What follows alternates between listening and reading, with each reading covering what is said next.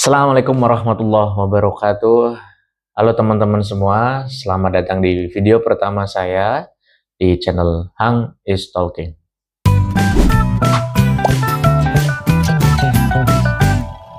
Oke teman-teman semua, pada kesempatan kali ini ya kita mau bahas pertandingan yang sudah berlangsung tadi malam antara Australia melawan Indonesia di ronde ketiga kualifikasi Piala Dunia tahun 2026 zona Asia, di mana dengan ya sayangnya timnas kita harus mengakui keunggulan Australia dengan skor 5-1. Skor yang cukup telak, tetapi banyak hal juga yang harus kita akui bahwa ada beberapa sisi yang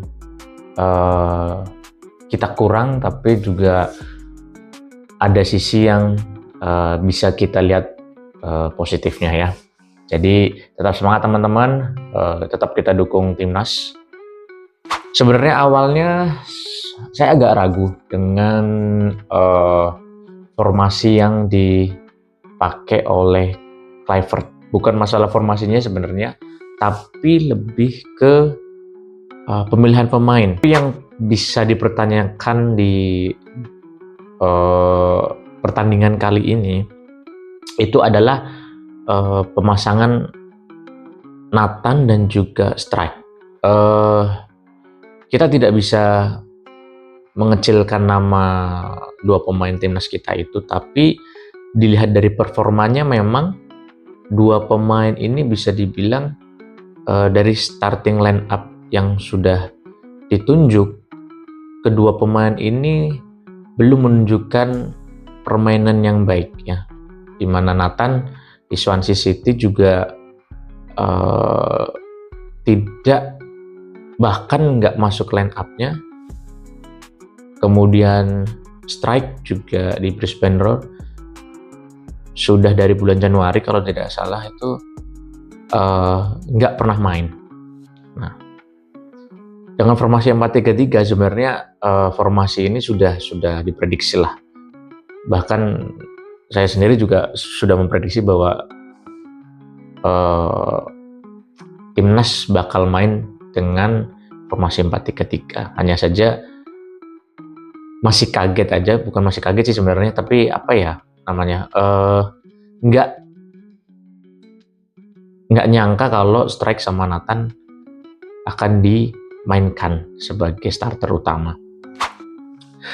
Malahan saya sendiri lebih cenderung posisi Nathan dimainkan sama Ivan Jenner. Kemudian posisinya Strike yang kita bahas ini dulu ya, kita bahas formasinya dulu aja ya. 4-3-3, penjaga gawang Pais ya, kemudian 4 back utama, IJS, Ilhers, kemudian James, kemudian Dix. Saya sambil lihat ini ya. Kemudian 3 gelandangnya, tengahnya Haye, kiri Verdong, kanan Choawan, Nathan. Nah, yang depannya tengah Strike, kanan Ferdinand, kirinya Romani.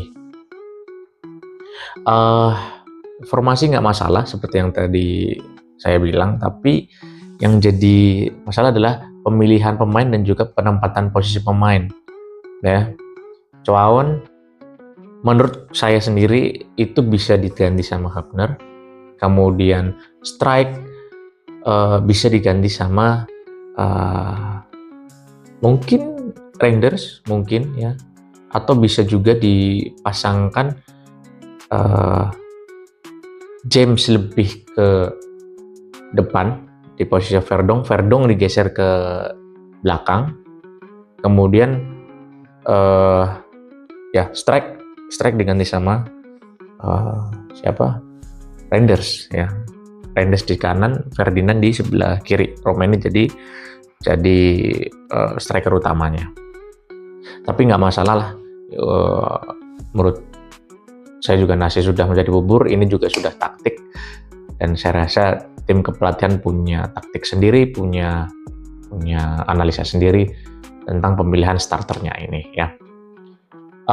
Kemudian kita langsung masuk ke pertandingannya sendiri ya, dimana sebenarnya 10 menit pertama, 10 sampai 15 menit pertama kita bisa mengendalikan permainan, kita menyerang, terus menciptakan beberapa peluang, bahkan Kevin Dix mendapatkan penalti di mana strike dilanggar oleh salah satu back bertahan atau backnya Australia.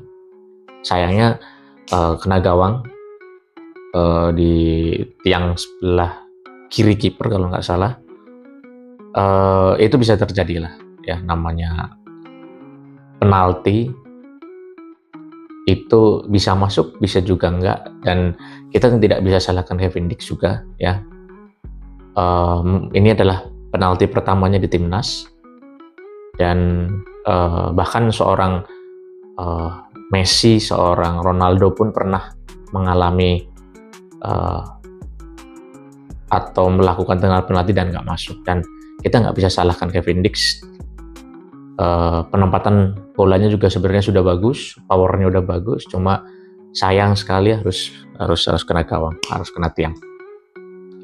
Tapi setelah itu ya, setelah peluang pertama kita di penalti, entah kenapa yang saya lihat itu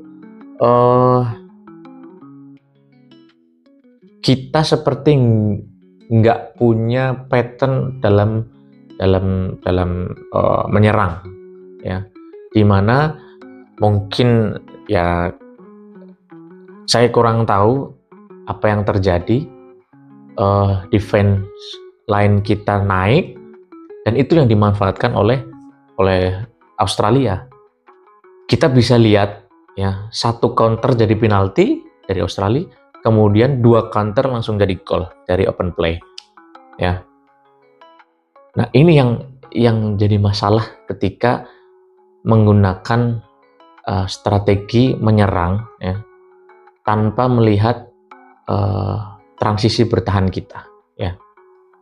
Beda ketika kita melawan Arab, di mana Arab lebih menguasai pertandingan dan kita yang melakukan counter. Nah, ini kebalikannya, kita yang menguasai secara possession, tapi kita lupa kalau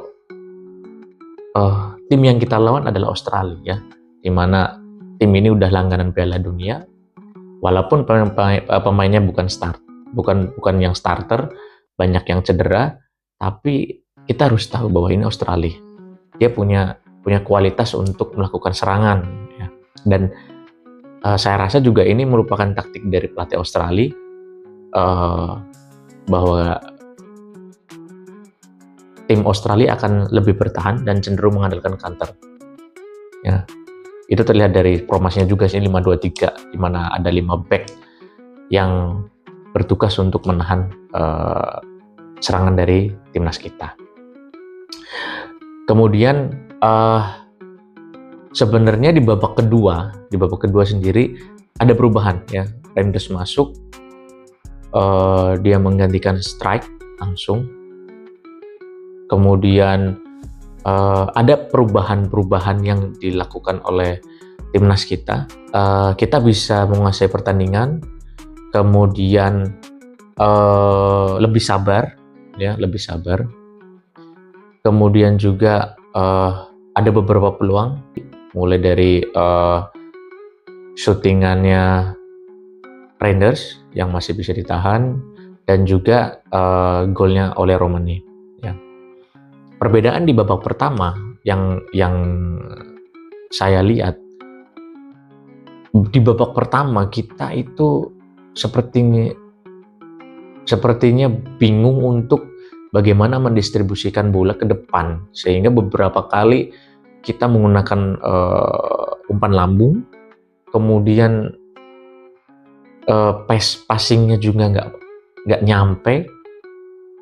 Si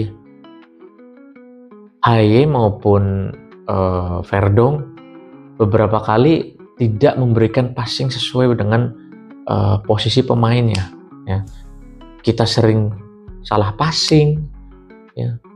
Kemudian memaksakan untuk bola selalu ke depan, di mana kita tahu defense-nya Australia sangat kompak, jarak pemainnya rapat, sehingga akan susah pemain depan untuk menerima bola-bola dengan cara crossing ataupun umpan lambung dari belakang. Itu yang jadi masalah. Padahal untuk membuka pertahanan seperti yang Australia lakukan, kita harusnya lebih banyak menggunakan umpan-umpan pendek, umpan-umpan kombinasi, di mana hal itu pernah kita lakukan ketika U23 melawan Jordania, dan itu adalah umpan kombinasi dari Rizky Ridho, kemudian Marcelino dan juga Witan, dan kita punya kapasitas untuk itu, ya. Dan sebenarnya andai kata Ortmangun bisa masuk, mungkin skema seperti itu akan bisa dilakukan oleh timnas kita, ya. Sayangnya di babak kedua, walaupun kita sudah melakukan perkembangan atau peningkatan dalam segi permainan, kita kecolongan dari dua tendangan sudut, di mana Goodwin masuk dari Australia, kemudian melakukan 2 kali tendangan sudut, tetapi kita nggak bisa mengantisipasinya, di mana gol yang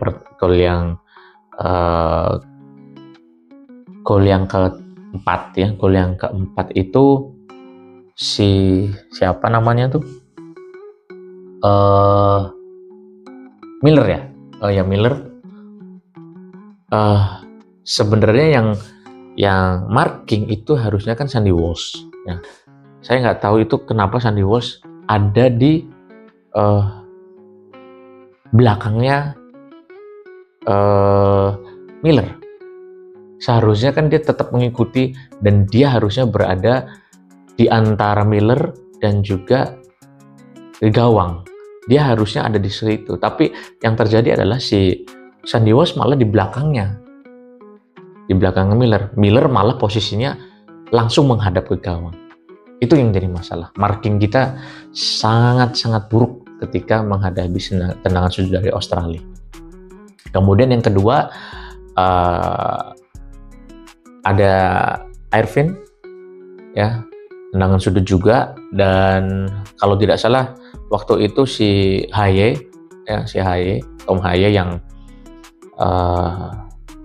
markingin dia, kemudian lolos dari Tom Haye, kemudian di marking lagi sama Caitzes, tapi ya Irvin bisa mendahului Ijes, dan akhirnya terjadilah gol kelima, ya. Kita harus mengakui dengan skor 5-1, dan ini adalah skor yang cukup telak, tapi kita yakin, kita percaya bahwa timnas Indonesia bisa memperbaiki ini, dan evaluasi harus segera dilaksanakan oleh Kluivert dan tim, ya.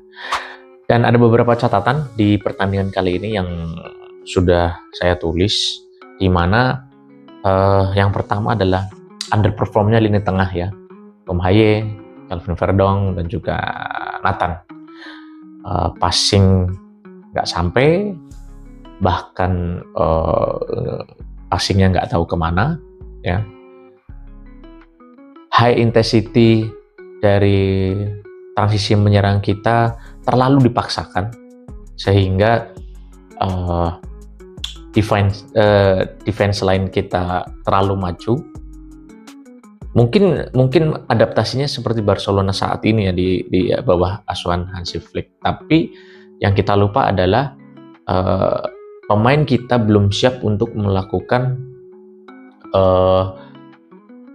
transisi menyerang dan bertahan dengan kompak, ya. Penguasaan bola kita dan passing kita nggak sesuai dengan apa yang kita harapkan.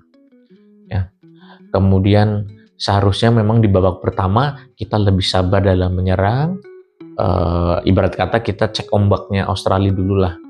Apa yang akan dilakukan Australia dulu di babak pertama. Ya, kita harusnya lebih bisa bermain lebih hati-hati. Mungkin di akhir-akhir babak pertama dan di babak kedua baru kita gas. Mungkin harusnya taktik yang dilakukan oleh timnas kita seperti itu. Kemudian ketika menghadapi tim dengan pertahanan yang kompak dan jarak yang sangat dekat antar pemainnya seperti Australia, harusnya kita bisa main kombinasi. Dan 3 pemain tengah kita belum bisa melakukan itu. Ya, belum bisa melakukan itu. Dan saya harap sih nanti ketika melawan Bahrain, Ivan Jenner dan Orad Mangun kan sudah bisa main, bisa melakukan itu. Dan kombinasi-kombinasi di depan ini antara Ole, Ferdinand, kemudian mungkin Reinders, mungkin Orad Mangun bisa melakukan kombinasi-kombinasi, karena tidak menutup kemungkinan Bahrain akan bermain dengan cara yang sama seperti Australia. Dan yang terakhir,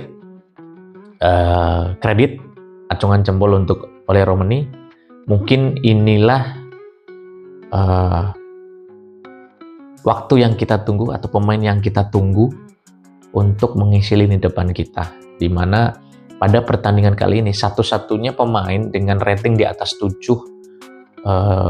di situs Footmob itu hanya Ole Romani yang mendapatkan rating 81, sisanya ada di under 7 semua. Ya. Dan hal yang menurutku sangat bagus dari Ole Romani adalah first touch-nya. Dia bisa turning, kemudian cari peluang untuk shooting. Kemudian yang paling menonjol adalah eksploitivitasnya. Ya. Beda dengan Strike, mungkin Ole dan Strike mempunyai keunggulan yang sama juga, yaitu positioning. Tapi perbedaannya adalah eksploitivitasnya, powernya si Ole itu gila, menurutku gila, dan ini yang kita butuhkan, ya. Dan ini yang kita butuhkan. Kita bisa bermain dengan cara disupport dengan lini keduanya atau gelandangnya, baru mungkin Ole akan lebih bermain dengan baik. Ya, karena di pertandingan kali ini Ole nggak dapat support dari gelandang ataupun dari lini kedua dengan maksimal. Ya. Dan terlihat sih Ole di akhir-akhir pertandingan udah ngos-ngosan, udah capek karena memang dia bertempur sendiri di depan. Oke, mungkin itu saja analisa ataupun obrolan kita kali ini. Ya, kita tunggu. Kita doakan semoga saat nanti melawan Bahrain tanggal 25, timnas kita bisa bermain dengan baik, dengan lebih kompak lagi, dan saya rasa yang perlu diperbaiki adalah kita harus sabar